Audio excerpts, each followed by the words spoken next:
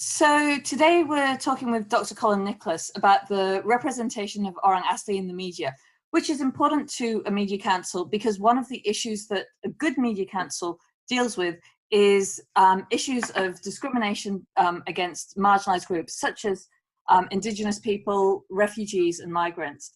So I think I'd like to start, Colin, by asking, are there any issues in relation to how Orang Asli are represented in the media today in Malaysia?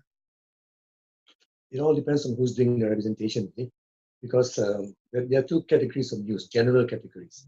One is the important political, interesting news items. The other one is the more cultural, more romantic type of news regarding the Orang Asli. As far as the real news reporting on blockades, of issues, I don't think there's much of an issue here, because most of the times Orang Asli are being asked, they are being interviewed, they are being allowed to give their angle of the situation. It's when you come to the more romanticized, more cultural things, more where stereotyping and prejudices come into play, that makes the situation a little bit different, because a lot of people tend to perceive the Orang Asli as backward, anti-development, not wanting to change and so on, mainly because that's how it's portrayed in the media. And the journalists, some of them who go to the field, come with that perception, and they look for those kind of news items or people to portray and so on. So, and that gives a very bad negative impact on the general public, who again takes up that kind of perception and assume that most Orang Asli are anti-development, not wanting change and backward. What measures have newspapers and TV and radio done to address this in the past? Have you raised these issues with them, and have they taken any steps? A lot has to do with individual journalists, because if they have been working with Orang Asli, they have been in contact with Orang Asli themselves, Orang Asli leaders, then they are more receptive, more perceptive of the situation and the needs. It is those who come in, like the parachute journalists want to do a story, and they want to do a lifestyle story in 2 days, of the whole Orang Asli lifestyle or lifeways. These are the ones quite dangerous, because they misinterpret a lot of things. And a classic example is the Star, for example. Until today, despite having been told, more than 2 decades ago, that the term Orang Asli is spelled with capital O and capital A, just like how the Chinese, the Malays, the Kadazans are always spelled with a capital. But at least they made a change. They still spell it with a small o and a small a, but not in italics. So it's that kind of thing we have to address. So if you have to address it at that kind of a level, imagine the stories that come out. So like in the recent Cameron Highlands elections, they're all blaming the Orang Asli of being ignorant, stupid, to vote for BN and so on. But they forget that there's a long history of patronage, association with the ruling party. The opposition has not come in. They have not seen the opposition for a long enough time.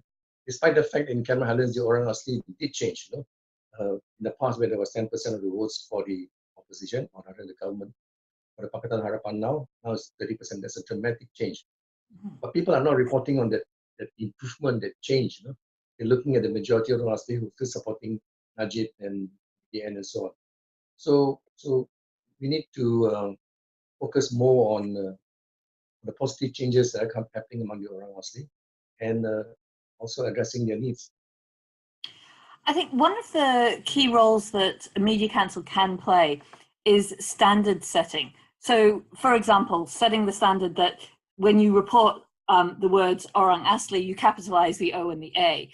Do you think that this would be a forum that would be useful for your work and for improving the perception that people have of the Orang Asli in Semenanjung? Well, standard setting, of course, is very important. When I brought up the case of the O and A, not because it's a big issue, but I brought it up because it was brought to their attention, and they still do not want to accept that explanation. They still want to go their way. So that is the problem. You want to portray news in from your perspective, from your prejudices. That is the issue now. So we have to move away from that. And if you talk about standard setting, yes, ensure that news are correct,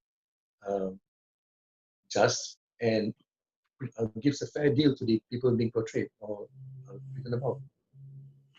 How important do you think it would be to have voices other than editors and journalists in an arbitration forum, a self-regulatory body such as a media council? Very important. How else can you regulate yourself if you don't have input from outside, from others? No? The very people who are being affected by your own action or non-action. No?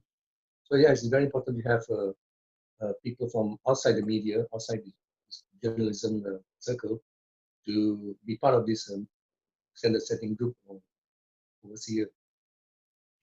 Great. Are there any other issues that you think might be important in terms of the media and Orang Asli, in terms of access, anything else? I think there should also be an opportunity for Orang Asli to, give feedback and voice back and complain. In some of the cases I've come across, whenever there was false reporting, there was once last year when the Selangor Tourism, gave a talk on BFM radio. They used the word sakai, which is a very derogatory term for Orang Asli. I mean, it was not bad, but that's not done with bad intention, but this came out, And many Orang Asli groups asked for an apology. They just simply ignored it completely. Yeah. So you don't address the issue, you don't listen to the Orang Asli, you don't give in to them or don't accept. And people don't learn in the process. That's what I'm talking about. Okay, thank you very much for that. Hopefully we'll be able to have a media council in the near future that would be able to address some of these issues. Good. I hope so too. Yeah. Thank you.